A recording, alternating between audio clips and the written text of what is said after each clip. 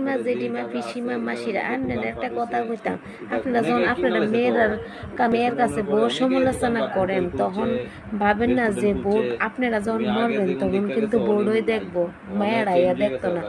মায়েরা শুনলে ফোন করে অনেক পরে আইব, আর এর আগে কিন্তু বউরা আইব, ফুতের বউরা আইব।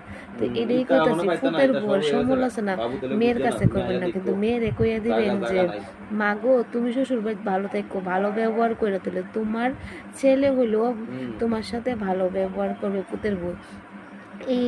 এইভাবে কইয়া দিবেন, তাইলে আপনিও ভালো থাকবেন। আর আপনার পুতের বউ যেরকম করতেছেন তখন আপনিও কিন্তু মরণের সময় ভালোভাবে মরতেন না, খারাপ ভাবে মরতে হবে, কষ্ট পেয়ে মরতে হবে, এটা জেনে রেখেন। আর এটা জেনে রেখেন যে ভালো করলে ভালোর গুণ পাইবেন, আর ভালো পাই আপনি চলে যাইবেন।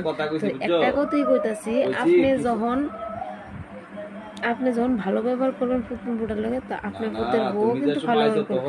আর আপনার মেয়েরা যখন কাজ করে তখন কিন্তু আপনি অনেক কষ্ট পান, যে আমার মেয়ের আছে খুব কষ্ট করতেছিল, আপনার পুতের বুড়ার লেগে এমন ভাবে কষ্ট করতে হবে, এমন ভাবে আগে রাখতে হইব ওরে।